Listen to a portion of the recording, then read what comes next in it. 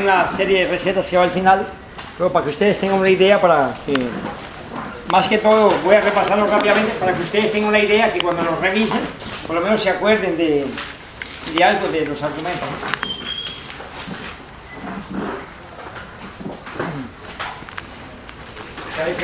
A veces es mejor una sala o un momento más oscuro, ¿no? Pero por lo menos ahí ya...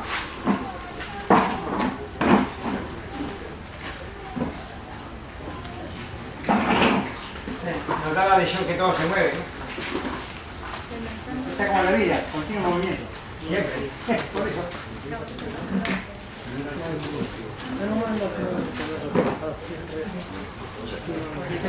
Bueno, eso era un poco lo que intentaba explicar aquí en la pizarra aquel día, pero para que ustedes ya se lleven ya algo más básico y más profundo, y es cuando hago una comparación de 75% en una planta de agua, 25% en materia seca, y que lo puedo comparar en 48 elementos, ¿no? Ahí está descrito cada elemento, 4%, los grupos que van siendo que entre más diversificado, menos porcentajes de uno. Es un poco, y esto pues una revisión que hice en material sobre nutrición de cultivos. Este es un cuadro que es bien interesante de cómo existe una interrelación de cada elemento, ¿no? Por ejemplo, el manganés, o sea, yo sé, por ejemplo, tomé 5 elementos: azufre, manganés, hierro, molibdeno y cobalto. Estos 5 elementos tienen que ver con la nodulación del nitrógeno. Pero cada elemento, como el hierro, depende de otros 6 elementos. O sea, para mostrarles a ustedes que no hay un elemento, por ejemplo, para que la planta en la raíz tenga nodulación y fijación del nitrógeno, son necesarios estos 5 elementos directos. Pero no se olviden, este elemento, para que funcione bien aquí, primero tiene que estar vinculado con 1, 2, 3, 4, 5, 6, 7 y 8 funciones. O sea, nada está desconectado. Entonces la agricultura química, la agricultura industrial, trabaja de manera aislada, ¿no? ¿Y qué de manera aislada?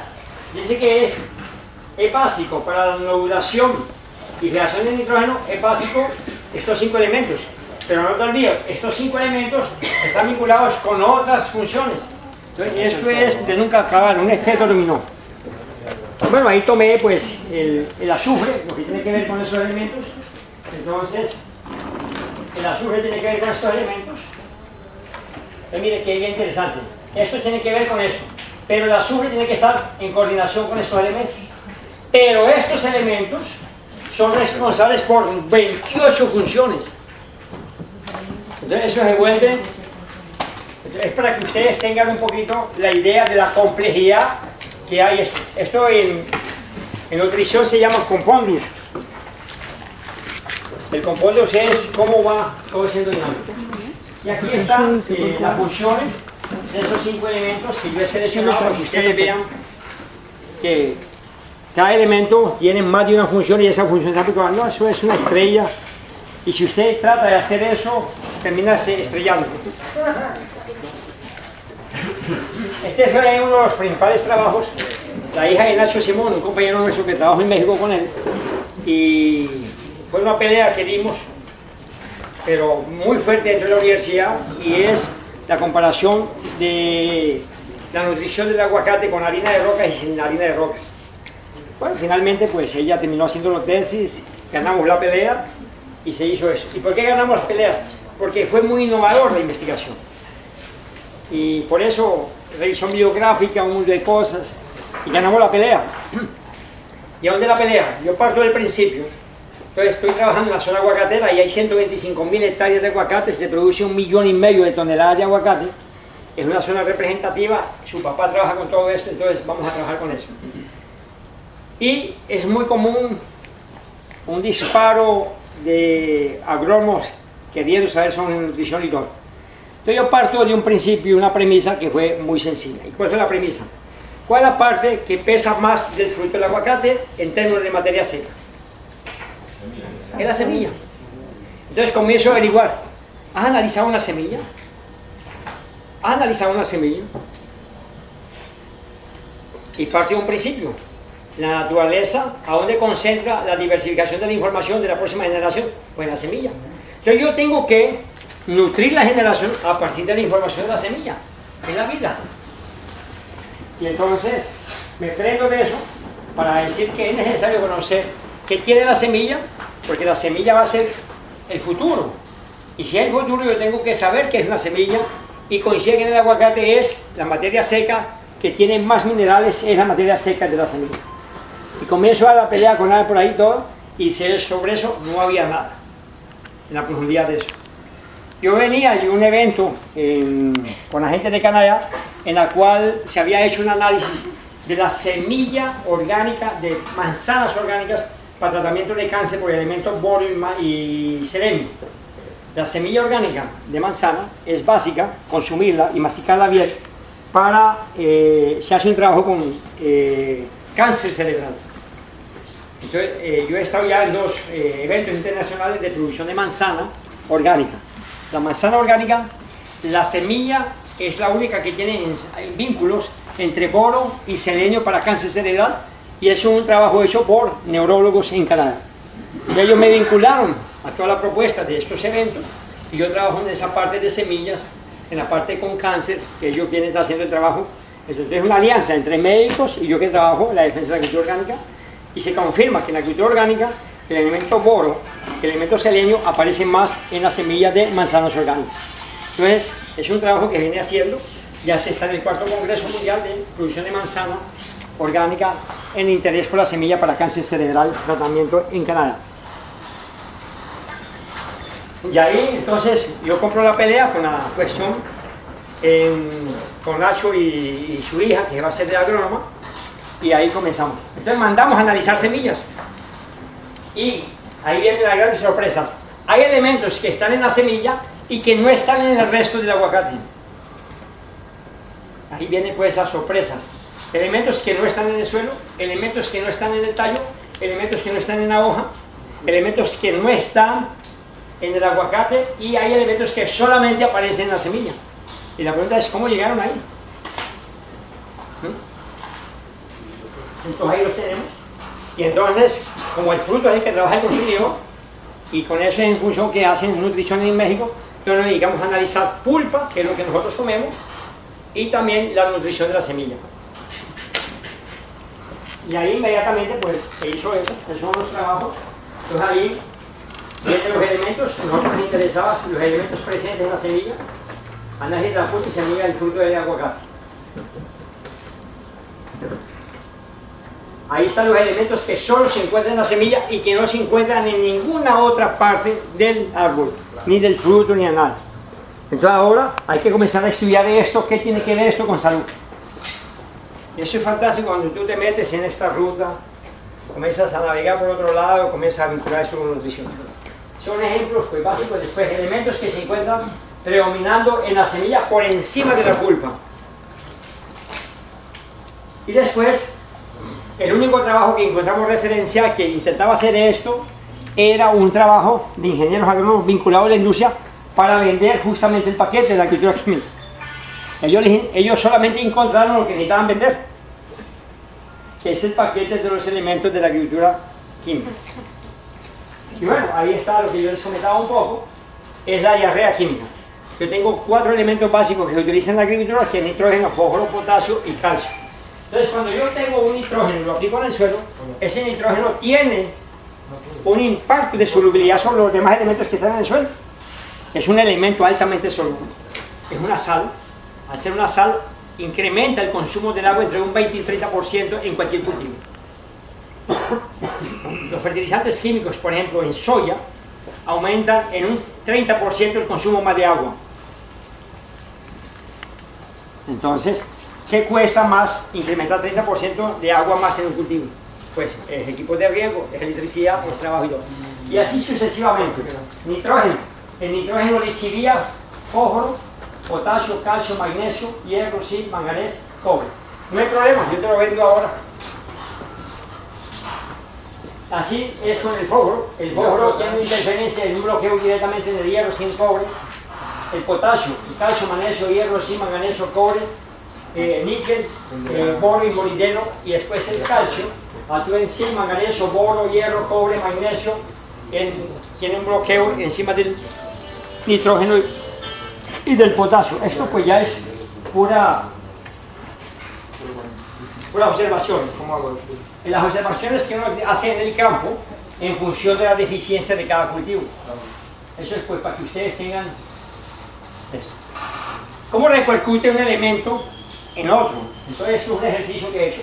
Yo tengo una carencia, una deficiencia de potasio, y esa deficiencia de potasio, si yo no la sé identificar, esa deficiencia de potasio me puede llevar a tener una interpretación errada de una deficiencia de potasio. Me puede, si no diagnostico bien que es potasio, me puedo confundir con un exceso de manganeso, de magnesio y calcio. Y cuando me meto en uno de estos dos, la cago, porque si hago una corrección de calcio, mire todo lo que golpeo. Entonces un diagnóstico mal de un elemento me lleva a confundir con otro elemento, y si me voy y corrijo el otro elemento de forma errada, mire todo lo que golpeo, y así sucesivamente. Entonces me puedo meter en otras rutas. Entonces me puedo meter en una ruta de que sea boro, me puedo meter en una ruta de que sea cobre, fósforo, y así sucesivamente. Y entonces mire que todas las consecuencias que me llevan a diagnosticar mal un elemento. Entonces si es este, la influencia de este, y en la realidad el problema era potasio. Si yo no sé identificar qué es potasio y me meto por este lado, provoco un desastre. Entonces mire todas las repercusiones que tiene un mal diagnóstico y las implicaciones de decir es tal cosa. El elemento muchas veces está presente, no es la deficiencia, sino que es un bloqueo. Pero hay que desbloquearlo sencillamente. Esto pues la nutrición del aguacate fue una de las conferencias que di, monté abonos orgánicos, y esto es Alejandro, este es Mario Dimas, y esta fue la primera vez que yo fui a hacer el análisis de su propiedad. Esto es 6 meses después de que yo quité el herbicida y quité totalmente el riego. Fueron $250.000 de riego que quité en la propiedad y 103 hectáreas, y a los 6 meses después de que eliminé los herbicidas, ¿no? Las plantas me llegaban. El tipo decía, ¿qué locura es esta? Él era preocupado por sus aguacates. Y no, no te preocupes, después vemos los aguacates, mira todo lo que hay en el suelo. El suelo de las plantas, cuando comencé a hacer recorrido con él en 6 meses, era lo que yo tenía construido de suelo en 6 meses. Daba gusto. ¿Cómo sé que un suelo tiene buena estructura? Es muy sencillo. Yo cuando voy caminando voy tomando la planta. Si la planta te tira, es porque no hay estructura en el suelo. La planta con el suelo debe intentar salir. Jamás la planta te debe tirar. Porque cuando la planta te tira, te está diciendo, me debes. Y en el caso de los suelos arenosos, que la podemos sacar, pero bueno, ahí ya veo otra estudia de integración de del formato de la raíz. de lo que queda en mi mano. Sí, y del formato de la raíz. ¿Cómo son las raíces? Si son verticales, son horizontales, si son curvas o menos curvas, son más curvas. Y escarbo, a ver qué hay de microbiología, y escarbo más, a ver cómo están las lombrices. Y la lombriz, conforme esté allí, yo puedo determinar si hubo un periodo seco o no hay periodo seco, o si va a haber una deficiencia de agua, por la forma en que yo encuentro la lombriz dentro del suelo. ¿No? Yo el año pasado di una consultoría por un empresario grande casualmente fue el primer instituto que montó Bill Mollison en Inglaterra. Y bueno, entonces 25 años, ahora uno va al año. Por ahí han pasado los mayores permacultores de Europa por ese instituto, por esa empresa. Y de repente el tipo me dice, necesito que vengas. Y yo, pues si ya pasaron todos por ahí, ¿qué voy a hacer yo ahí? Y no sé si infeliz o felizmente, me toca a mí determinar para él que hay que quitar todo el cultivo de pera que le hicieron hacer a él. Hicieron una cagada enorme. Entonces yo me pregunto, ¿no? ¿Pasaron todos por aquí? ¿No tuvieron el coraje de decir? ¿O le cagaron y no supieron qué hacer? Y mire que es una decisión fuerte tener que arrancar un peral de 18 años. Porque cuando el tipo me dice, ¿por qué yo no puedo comer peras de este peral? Y hace 18 años lo implanté, me orientaron y no he podido comer peras. Yo quiero que tú me hagas comer peras de mis perales. Fuimos a ver y yo digo, pues continuarás esperando por las peras. Y yo, puedo comprarlas y traértelas, pero tú aquí no vas a sacar peras. ¿Por qué? Y entonces ahí le dije a él, ¿no? Con tocar un árbol le dije, mira, no vamos a discutir ni te doy argumento teórico. ¿Me permites arrancar un árbol? ¿Qué? Son 18 años. Yo necesito arrancar un árbol. El tipo no podía creer que era hacer lo que yo le estaba diciendo. Bueno, un árbol de 18 años no se puede dejar arrancar de mi brazo, ¿no? Yo arranqué un árbol de 18 años con mis brazos. Significa que él no está bien anclado y está perdido. Las raíces totalmente chuecas y todo. Habían hecho una barbaridad lo que habían hecho. Después habían cubierto con plástico para no aplicar herbicidas. Resulta que ese plástico había quedado recubierto, había nacido todo el pasto y la guadaña, el grillo, durante todos los años y no penetraba agua en toda hilera. Pero es una región muy húmeda, pero los árboles estaban prácticamente muertos de sed y las raíces no desarrollaron, se enroscaron todo y abajo era todo hueco y totalmente seco, sin terrones y no había estructura. Y los árboles así, y los árboles con las raíces así intentando. Eso, bueno, tú montas un museo aquí de que uno no se debe hacer, arrancas eso, pero ¿qué podemos hacer? Mira, aquí es comenzar de nuevo.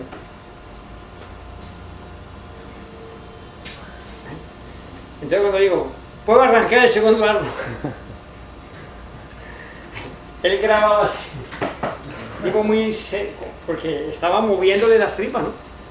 Interesante, ¿no? Él no resistía a ver cómo esos árboles, mira aquí, bueno, son cosas que hay que hacer muchas veces, ¿no? Bueno, las estructuras del suelo son esas, también, son los biofertilizantes que se hacen, lo que le decía Diego Román. Y ese fue el primer trabajo que se hace de investigación sobre esta batería de biofertilizantes.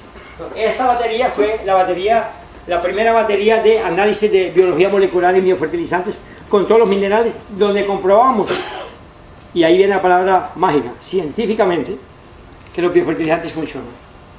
A partir de esta batería. Se hizo esa batería para investigar con el laboratorio.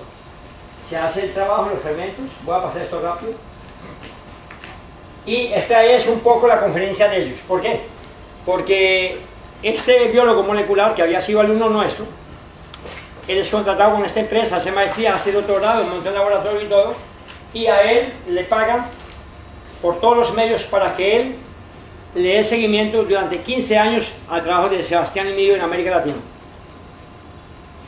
Y se monta una red de información de todos nuestros caldos, las cosas y todo. Hacen un estudio y en función de todo lo que nosotros hablamos de caldos, ellos hacen sus conclusiones y montan el laboratorio. Nosotros no sabíamos. Entonces ellos me dieron, o sea, ellos tienen un montón de fotos mías que yo no las tengo. Y tenían gente que les pasaba la información a ellos, ¿sí? Y fueron muy honestos porque cuando ellos van a hacer la presentación del trabajo, por primera vez públicamente, nos invitan. Pero queremos que ustedes participen y nos hacen toda una actividad, programamos una actividad, y de repente nos dan la sorpresa. Vamos a ver qué es lo que hemos hecho nosotros con lo que hemos venido siguiendo de usted durante 15 años. Y ahí viene toda la... Entonces muestran todo lo que han hecho, hicieron estándares, establecieron estándares de todos los biofertilizantes, hicieron los análisis físicos, químicos y biológicos, procesos de elaboración estándar también, esterilizaron todo, montaron todo, ahí montaron las mediciones del laboratorio de biología molecular, midieron todos los experimentos, el tiempo de fermentaciones, como las fermentaciones con la miel de vaca son estables, y esto es muy bueno, esto es muy bueno. Salud. Es muy común que los agrónomos digan, Jairo, es que tu biofertilizante es muy ácido. Entonces no hay que desesperarse. Entonces digo, ¿y qué pasa?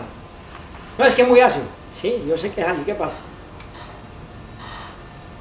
Entre más ácido el biofertilizante mejor. Claro. La acidez del biofertilizante no tiene que ver nada con la acidez del suelo, nada. Pero el tipo está conectado con ácido. No es que es ácido, ¿qué pasa? La microbiología del suelo se relaciona con ácidos orgánicos. Esos son ácidos orgánicos. La microbiología le encantan los ácidos orgánicos. Pero eso no nos lo dicen en la universidad porque no trabajan en la biología, no trabajan en el comportamiento de toda esa relación. Entonces, la acidez para el agrónomo es sinónimo de que tiene que hacer algo y que es peligroso. No, los ácidos orgánicos son muy buenos para el beneficio de la microbiología. Entonces, eso para nosotros es muy bueno. Y eso se mide, todo esto fue medido en tiempo de fermentación. Miren, llegaron a medir constantemente hasta 950 horas, toda la medición, 950 horas, todo el pH hasta que se estabilizó. O sea, todo estos registros, esto se está haciendo, ya hay 2 materiales científicos y se está haciendo un libro de biología molecular con esto. La media, ¿no? Se hizo el experimento, todo fue calculado. Eso es la estabilidad del tiempo de fermentación con temperatura. Las temperaturas son estables, un rango entre 28 y 31 grados centígrados. Y eso es otra cosa bien bella. Un biofertilizante, usted lo coloca al sol y después de que pasa la primera capita, usted mete la mano y está totalmente frío. Entonces yo hago un test con una persona, ¿no? Le digo, si tú le metes la mano al culo de una vaca, ¿cómo está la temperatura? Y si yo meto esa vaca ahora, mitad del culo en menos grados y la mitad del culo en más grados, ¿cuál es la temperatura media del culo?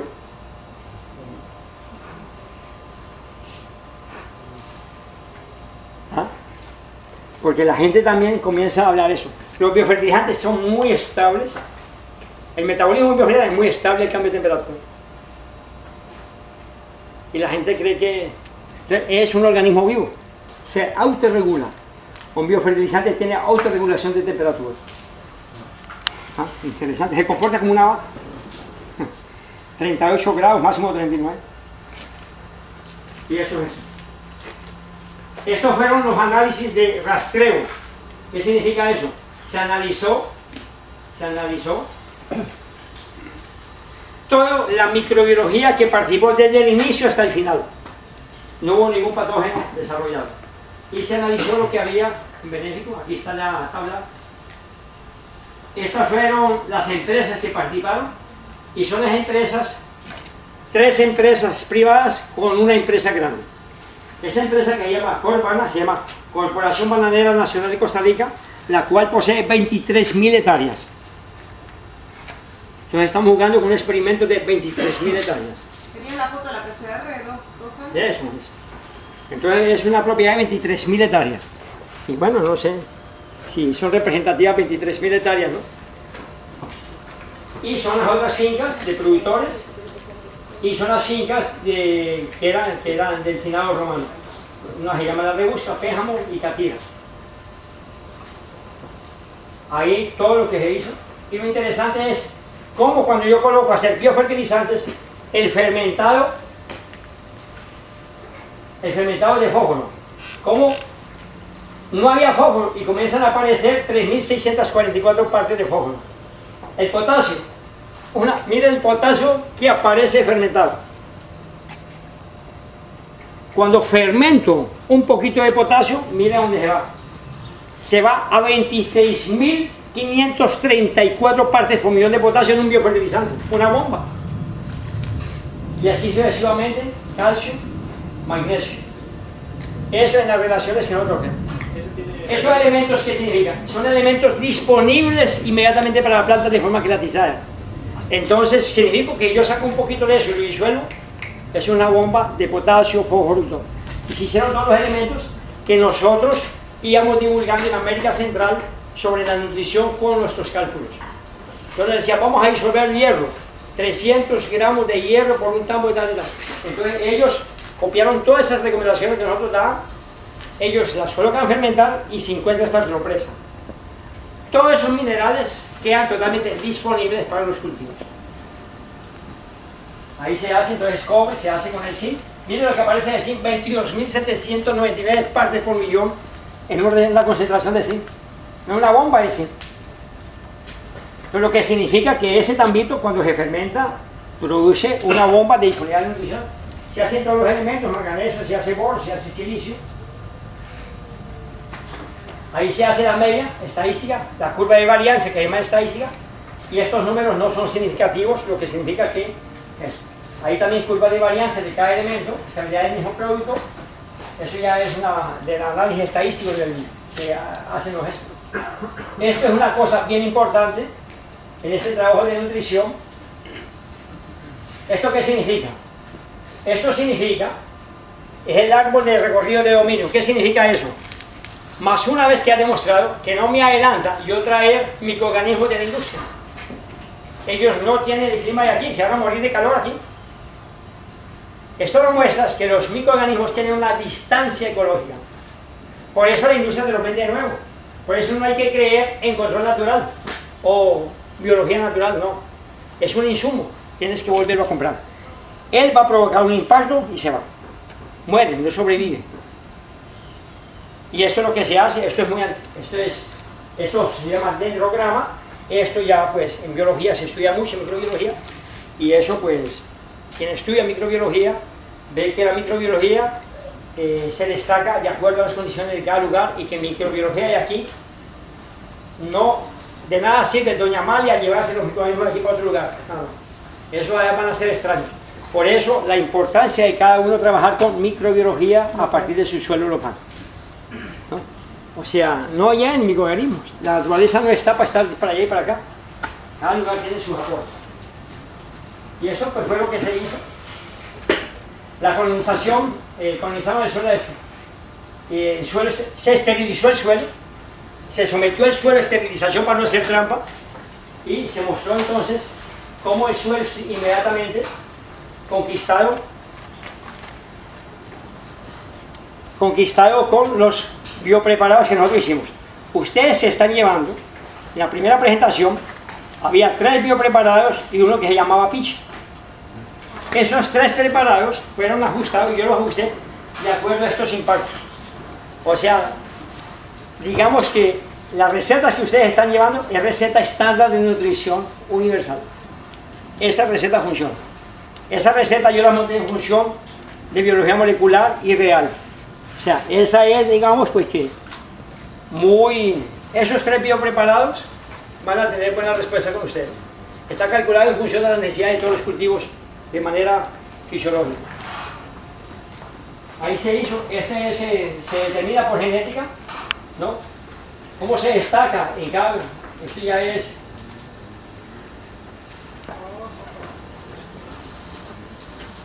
resumen: estabilidad química, balance de nutrientes, grupos funcionales, libre de patógenos humanos, microorganismos difieren genéticamente con condiciones ecológicas diferentes, y los capturas de microorganismos nativos de montaña en fermentación colonizan el suelo. Y ahí entonces se hicieron objetivos, se hizo una metodología y se hace ahora la comparación directamente ahora en 1700 hectáreas. Estas 3 haciendas suman 1700 hectáreas. Y vamos a aplicar allá entonces, ya que comprobado científicamente funciona, ahora vamos a ver resultados en campo. Y se llevan, ¿no? Y se comparan, ¿no? Entonces, lo nuestro es totalmente aquí, miren, comparado con la química, y nosotros trabajando con los biofertilizantes, siempre más barato, lo amarillo, más sano, más independencia. Imagina, 71% más bacterias tenía el suelo tratado con biofertilizantes que el otro, y así sucesivamente se hicieron con todo. Bacterias, 108% veces más. No, esto es fantástico, este trabajo. O sea, ganaron en todo, siendo firmicutis. ¿De dónde están haciendo esta? Eso está en Costa Rica, que es la mayor zona productora de banano, y ahí es 23.000 hectáreas. Y ahí es eso. ¿Qué significa esto? La gente es muy común que llega y dice, ay, ¿cómo hace la agricultura orgánica para el nitrógeno? Porque la gente se asusta con el nitrógeno. Si yo tengo microbiología, hay bacterias transformadoras de nitrógeno. Y entonces, miren todo lo que aumentó. el nitrógeno disponible para la planta aumentó 69% en relación al químico. Era superior el que tenía tratamiento biológico, porque son bacterias transformadoras de nitrógeno directamente en el suelo. Entonces el nitrógeno era una bacteria de fuego. Superó en 69% la fertilización química con nitrógeno. Mucha microbiología. Y ahí está todos los parámetros medidos. Y ahí de forma individual para cada grupo. La diversidad genética fue superior en todos ellos. Cuanto más bajo el número es mejor. Hay las distancias, los análisis oficiales para aguas, determinación molecular de patógenos por la empresa Corban en toda su empresa. Nada. Si usted hace un buen biofertilizante, no hay patógeno. Cuidado con el siguiente argumento. Es que hemos encontrado salmonelas en un biofertilizante, por lo tanto los biofertilizantes son peligrosos. No.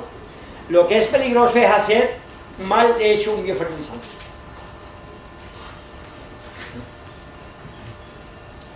Una industria puede hacer un mal queso y colocar una contaminada. Por causa de que una empresa venda un vino contaminado, yo no puedo decir prohibido hacer vino. No, yo lo que tengo que hacer es ir a fiscalizar y hablar con este tipo y decirle, mire, aquí está la cartilla y los pasos para hacer un buen vino y le vamos a ayudar y no reprimir. Entonces, al campesino no hay que decir, a su biofertilizante contamina. No, al campesino, el Ministerio de Agricultura, si existiera de verdad para ayudar, debería decir al campesino, mire, hay unos biofertilizantes que se hacen con mierda de vaca, pero bien hecho, queda muy bueno. Este es el manual y lo vamos a hacer así. ¿Ah? Entonces, eso es lo que hay que tener. Las conclusiones de ellos, eso es el trabajo que yo tengo allá. Captura de microorganismos, ahí están las recetas. Aquí yo tengo una serie de recetas con pasto picado. Si yo no tengo material de montaña, yo puedo utilizar pasto picado, sí. Estas recetas son nuevas. Esta ya está ahí, ¿no? Está todo ahí en la memoria, ¿no? Ya se hizo una memoria con toda esta receta. Y aquí una serie de recetas que he seleccionado. Este documento también lo pasé ahí.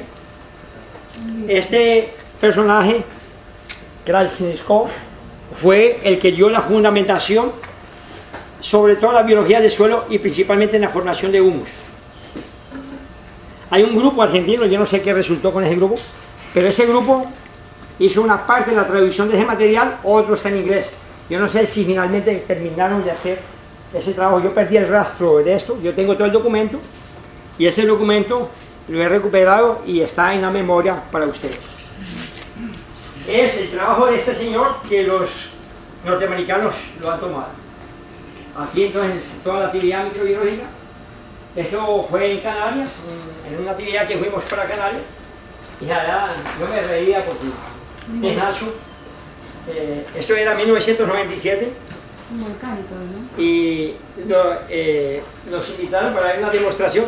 Los israelitas querían que nosotros divulgáramos que es importante tener esas máquinas para multiplicar microorganismos. Yo me reía, no, esas máquinas no. O sea, es aparato, no. A la gente le gusta comprar motores, cosas y todo eso. Eso no resuelve nada. La gente cree que la complejidad es importante. En Australia yo fui a hacer una consultoría y inicialmente pues estábamos bien ciertos con un productor. De repente veo que el productor fue por nosotros, fuimos allá. Cuando de repente llego allá encuentro 70 productores. Entonces digo, aquí hay un montaje de algo. La consultoría era para su propiedad, llego allá y hay 70 productores esperando. Hay comida, hay churrasco, hay mundo, hay canguro asado, jabalí. 70 personas, una excursión. Interesante. El tipo había recibido un subsidio de más de $5 millones para montar toda una estructura de control biológico y biofertilidad, un mundo de cosas, aprovechando un huracán que había pasado por allá y él había acaparado. Y él necesitaba vender, en ciertos trances, asesoría e insumos. y en la realidad entonces nos llevaba para usarlos, para decir que eso funcionaba. Yo sentí y yo comencé a ver otras cosas y comienza la discusión y él hablando y miraba donde yo estaba y dejé. Y entramos al laboratorio de él, unos tanques de acero inoxidable, paletas, aparatos, yo no entendía nada, yo creía que iba a salir volando él. Viendo cosas raras. Yo acostumbraba a trabajar con palos, mierda de vaca y el tipo con unas cosas de acero inoxidable, calderas y... Entonces, yo estaba por allá sentado así. Entonces llegué y dice él, buscándome y todo, y finalmente me llama, forzado me llama. Entonces llegué y me dice, yo quiero tu opinión frente a todo ese sello de todo esto. ¿No? Teníamos un trato económico para la consultoría y como quien dice, te he traído aquí para esto, ¿no? Entonces, ¿usted quiere que yo hable? ¿Quiere? ¿Quiere mi opinión? Bueno, ahí se formó, entonces ya se levantó la expectativa. Él tiene un reloj Rolex de $80.000. Ese productor. Tiene un Rolex de $80.000.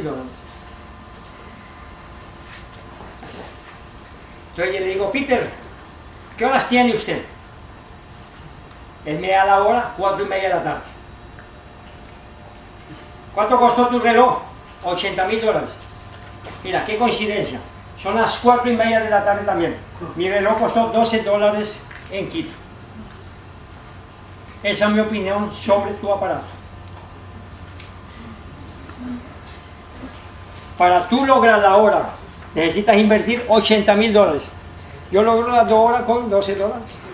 Yo tengo el mismo resultado. Eso es lo que yo opino sobre tu preparado. Se acabó el negocio. Así es que hay que hacer. ¿Sí? La gente a veces es puro escaparate, ¿verdad? Simplemente una comparación de 2 relojes fue suficiente para que los demás entendieran las cosas. ¿Qué quiere decir con eso? Nos vemos, hasta luego. Y así quedó la consultoría. Y eso son los israelitas.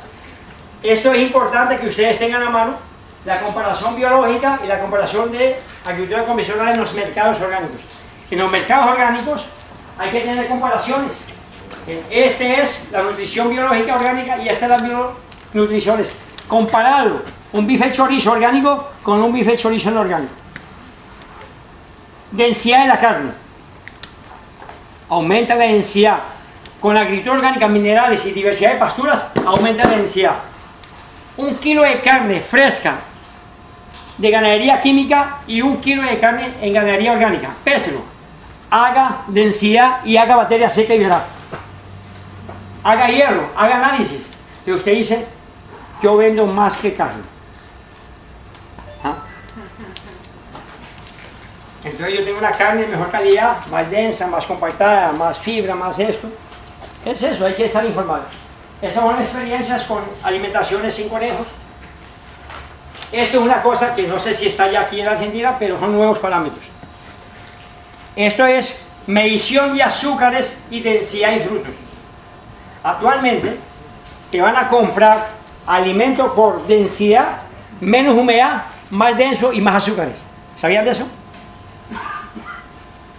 Vienen nuevos parámetros, por eso los certificadores están preparados con el Ministerio de Agricultura. Entonces a ti te van a decir, yo quiero tanto de azúcar en mi uva de mesa y menos agua, si no, no te compro. Soy orgánico, no me interesa. Entonces ahora te van a forzar por otro lado.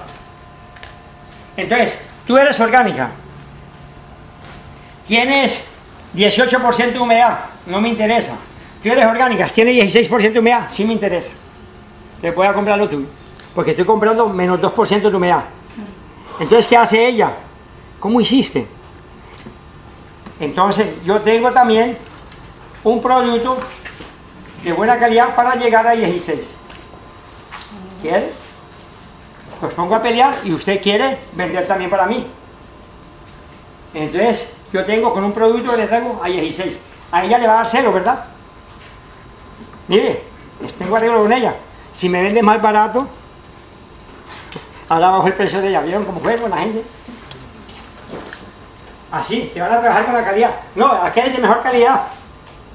Y tú tienes un montón de carne que vas a hacer. Híjole, ¿cómo? Tengo mis animales. Entonces, los insumos son mecanismos de presión para bajar los precios. Estas tablas, entonces, ya existen. Esto es principalmente en fruticultura. Te van a comprar hortalizas y te van a comprar frutales en función de la calidad y la densidad. Ya están los parámetros. ¿Por qué? Porque los norteamericanos y los comerciantes y los intermediarios se han dado cuenta que la agricultura orgánica trabaja con menos agua y más densidad. Por lo tanto, les favorece. Entonces, ahora están haciendo parámetros para exigirte. Y si no lo tienes, te pagan más barato. Nuevamente nos esclavizan. Menos flete, ¿no? Claro, menos flete, menos agua. Estos son parámetros. Mercado indígena en Bolivia. Entonces llegan franceses, llegan alemanes, allá detectando nutrición en las hortalizas. Entonces, biopirata. Claro, están viendo. Y ahí pues, caldos minerales, todos estos caldos también. Este es con la ganadería Holstein que les dije, les comenté ayer o anteayer, con el caldo sulfocálcico aplicado el 5% en la pastura. Mira lo que logramos en un año. Niveles de zinc, niveles de fósforo, ¿no? El ideal, lo que había, y en un año prácticamente, de 77 partes por millón, por 77.8%, pasamos a 104, sin haber colocado nada, solamente el caldo sulfocálcico. Nitrógeno, mire, 73.8, sin colocar nitrógeno, solamente con el azufre, fuimos con un nitrógeno, aumentamos en 124% de nitrógeno. Mezcla de caldos fríos y calientes, son mezclas, esos taqueando, son recetas, pasta bordalés, otros biopreparados, ingredientes biofertilizantes de calabaza. Estos preparados que les voy a mostrar aquí, son preparados que los traje para que ustedes, para formación de suelos. Entonces son preparados, son nuevos preparados, los estamos lanzando hoy y los tenemos a la venta aquí a la salida. ¿Por qué decía que no era esa calabaza la que estaba en Zapallo. Sí, pero ¿por qué decía que no era la que estaba en el...? Porque está picada en pedacitos y tiene que ser rallada, tiene que ser molida. Para que haga el jugo. No importa la variedad de calabaza. No importa, entre más amarilla, de Castilla llamamos, más amarilla mejor. ¿Por qué? Porque ayuda a recuperación bacterias fototróficas para la formación de suelo. En ganado, los carotenos aumentan la fertilidad y la fecundidad en las vacas. Carotenos. Se está utilizando para aumentar fertilidad y fecundidad en vacas, carotenos de zapallo en Australia para mejorar la condición de fertilidad y fecundidad. No, es una consulta que me hicieron, después me puse a estudiar qué es lo que ellos estaban haciendo, crucé información y es para aumentar fertilidad y fecundidad. Procarotenos, provitamina A. Entonces, biofertilizante calabaza, ese se hace. Hay otro, biofertilizante en microorganismos al jugo de calabaza. Así hay que divertirse, ¿verdad? Mientras que ellos inventan nombres raros, uno también inventa al jugo de calabaza. Ahí está Myron, esto lo conoció. Ahí está Sergio. No. Entonces, aquí está bien. Ahí está un biopirata. Ahí está Sergio. Eso fue. Así es que se debe rayar la calabaza. Con cáscara y todo y semillas. Con cáscara, con todo, más carotenos. Esa es la cáscara que me debe quedar. Ahí haciendo los preparados. Esa es la que yo presenté y la tengo ahí para mostrar que hay que rayarla bien para recuperación de suelos. Las melazas, biofertilizantes sencillos con microorganismos. Ese también fue con Sergio. Esta es Erika, ahí hicimos el trabajo. Este es Daniel, microorganismos. Este es Mario Pérez, que ya lo vieron. Biofertilizantes sencillos, microorganismos con cáscara de camarón. Ahí está la receta con cáscara de camarón. Si ustedes querían ver la receta de cáscara de camarón, está ahí. Biofertilizante regenerador y formador de suelos con cobertura. También está el preparado. Mezcla acelerador para degradar biomasa vegetal de coberturas de suelos. También nuevas recetas. Bioacelerador para la formación de suelos. Tratamiento de abonos verdes sin cobertura. Ah, ese me río. Hidrolato de potasio y quitosano. ¿Cómo se llama? Hidropoquito. Ve, ¿cómo te va con el hidropoquito? Así que, colocarle el nombre que quieras. Hidropoquito. Es un término académico. Sí, hidropoquito, es bueno. Y dice que también inventamos nombres. Aquí lo único que no hacemos es dinero por falta de papel. Si trae papel, la pensamos.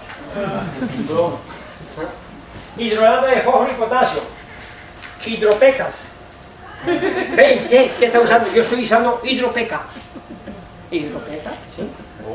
Así es que hay que hacer. No, llegó un nuevo producto llamado hidropeca. Porque así hay que hablarle a los agrónomos. ¿Sabías? Desde China están trayendo hidropeca.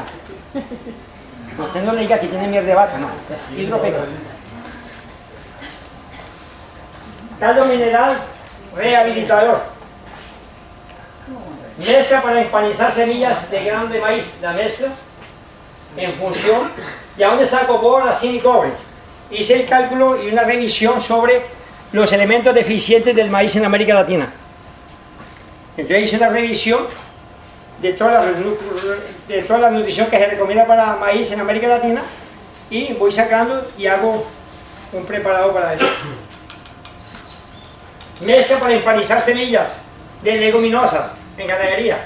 Eso va a quedar, tranquilo, no te preocupes. Es que sale la foto, sale mal y esto me está llamando. Me gusta que te lleves una cosa bien hecha, que vas a llevar la foto. Así. Mezcla para empanizar semillas, mezcla para empanizar semillas de tubérculos. Aquí hay más de 20 recetas actualizadas. Porque no podía que ustedes vinieran aquí 4 o 5 días y se fueran sin recetas.